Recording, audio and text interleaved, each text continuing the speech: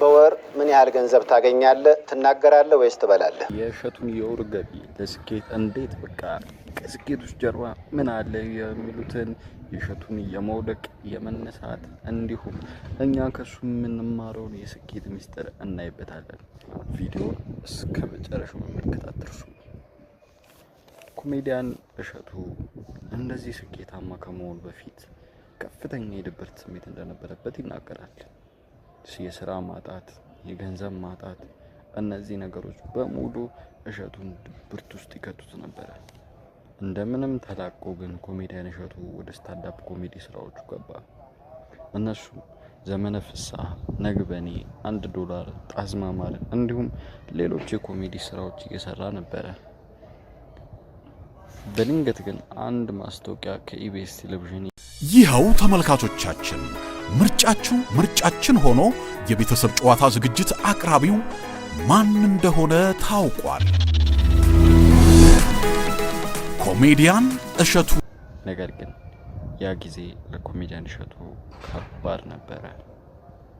ምክንያቱም ሰዎች እንደማይሻል እየነገሩት በኮሜንት በተለያዩ የሶሻል ሚዲያ ፕላትፎርሞች ላይ እየወቀሱት ነበረ።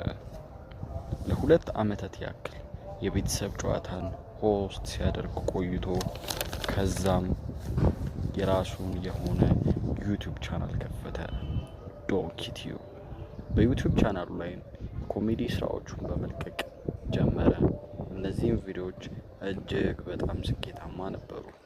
የእነዚህም ቪዲዮዎች ስኬት ካየ በኋላ ለምን ዩቲዩብ አልጀምርም በማለት እሺ ከቤቱ የተሰኘ ሾው ጀመረ።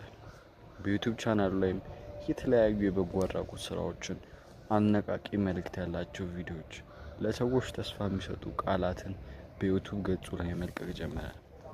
ከዛም አንድ ባንናል የተሰኘ የቲቪ ፕሮግራም በጂቲቪ ላይ ተሰራጨ። የበዓሉን ፕሮግራም ሀሳብ የተለያዩ የዝርፊያ መንገዶችን እያሳየ ሰዎች እንዲጠነቀቁና እንዲማሩበት አዝናኝና አስተማሪ በሆነ መንገድ ሾውን ሰራ። ሾውም ተወዳጅነትን አገኘ። ዩቲዩብ ላይም ተጭኖ እጅግ በጣም ጥሩ መልስ አገኘ። ዶንኪቲዩብ ላይም ብዙ ሾዎች መግባት ጀመሩ። ጀግና መፍጠር፣ የአንድ ሰው ህይወት ይድናል። ከሁሉም በላይ ግን ወደ እውቅና ያመጣው ድንቅ ልጆች የተሰኘው ሾው ነበረ። እዛ ላይም ዘፈኑ ደራሹበት ዘፈን ሲታወስ ምን አለ አንዳንድ ቀን ቆራሪው ቢታወስ እንዲሁም ዜማ፣ ሌሎችም ህጻናት ገብተው እውቅናና ዝና አግኝተዋል። ተረትና ምሳሌ ልጠይቅሽ ነው። በያት ናፍቃሽ ነው? እናትሽ ነች? እሺ ምን ልታዘዝ?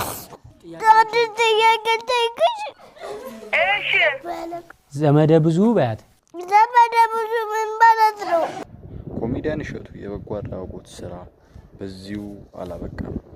በቀጥታ ስርጭት ላይ ለተለያዩ ስራዎች የሚውሉ የገንዘብ ማሰባሰቢያ ፕሮግራሞች አዘጋጅቶ ከ100 ሚሊዮን ብር በላይ መሰብሰብ ችሏል። ብር የምትሉት ነገር ለምንድን ነው? ብር ነው ዶላር ነው ምንድን ነው?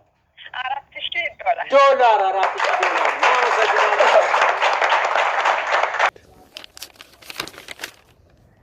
እንዲህ እያለ ኮሜዲያን እሸቱ አንድ ነገር ለመስራት ያስባል። የህፃናት መዝሙር። ለእነዚህ የህፃናት መዝሙሮች ኮሜዲያን እሸቱ ከ1 ሚሊዮን ብር በላይ እንዳወጣ ይናገራል። እግር መርገጥ እጅ ወደ ላይ፣ ቸብ ቸብ ወገብ መያዝ፣ እግር መርገጥ እጅ ወደ ላይ። ኮሜዲያን እሸቱ እነዚህን ሁሉ ስራዎች እየሰራ በወር ግን ስንት ብር ያገኛል? ኮሜዲያን እሸቱ በሰይፉ ሾው ላይ የሰጠው ቃለ መጠይቅ እንዲህ ብሎ ነበር። 500,000 በላይ ከ1 ሚሊዮን በታች አገኛለሁ እስከ 700። ለመጠይቁ ላይ እንደዚህ ተናግሮ ነበር። ግን ይሄ የወል ጊዜ ገቢ እንዳልሆነና ተናግሮን አንዳንዴም እንደሚጨምር አንዳንዴም እንደሚቀንስ ተናግሯል። በዚህ አጋጣሚ ኮሜዲያን እሸቱ አንድ ትልቅ ዓላማ ይዟልና ለመጽደቅ የተሰኘ ድጋፍ ለሚሹ ልጆችና እናቶቻቸው እንክብካቤ ለማድረግ ለታስር በምትመለከቱ ስልክ ቁጥሮች ድጋፍ በማድረግ ለእሺ ፍቅራችንን እናሳይ። አመሰግናለሁ።